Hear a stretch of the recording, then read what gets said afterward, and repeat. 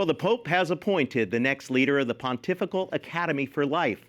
Monsignor Renzo Pegoraro was named to the position. He was previously the chancellor of the academy. He earned a theology license in moral theology and then completed his postgraduate work in the field of bioethics. And joining us now is Father Thomas Petri, president of the Dominican House of Studies in Washington, D.C. Father, great to see you again. First off, can you explain what the Pontifical Academy of Life is, for life is?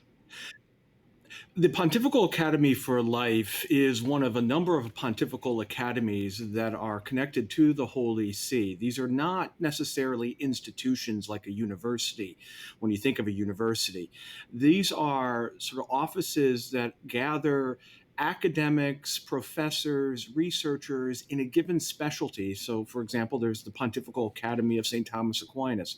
The Pontifical Academy for Life gathers professors, researchers, academicians to discuss the Church's various and the world's various concerns on the dignity of life, both at conception and all the way through natural death, and as well as other research issues that cross-reference those, like bioethics, like robots in medical care, like artificial intelligence even. Well, what do we know about this leader who's running this, Monsignor Renzo Pegoraro? What do we know about him? Well, Monsignor Pegoraro was first appointed as the chancellor of the Pontifical Academy for Life in 2011 by Pope Benedict XVI.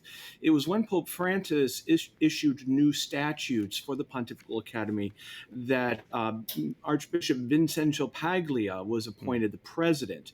Monsignor remained the chancellor and in that working relationship with Archbishop Paglia.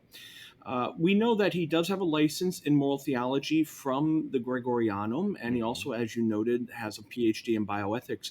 I've looked at much of what he's published. He's been very active in publishing on end-of-life care, but also articles on the nature of the soul and how the soul needs to be understood in the human person and how we care, especially for the elderly and for the vulnerable. What do you think that this appointment of the Monsignor says, tells us more about Pope Leo XIV and the direction he's going?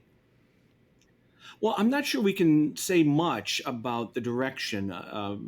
Archbishop Paglia had turned to 80, and so this would have been a natural time for him to cease his work in the Pontifical Academy for Life, just as he ceased his work with the Pontifical Institute of John Paul II last week. And the fact is that Monsignor Pegoraro was already the chancellor, already doing important work for the Pontifical Academy. So I don't see this yet as some sort of radical turn or radical move by Pope Leo XIV. I suspect we'll see some of those in appointments in the weeks and months to come, but I think this isn't it yet. All right, well, we'll be watching that very closely. Father Petri, thank you so much for joining us. Thank you so much, Eric.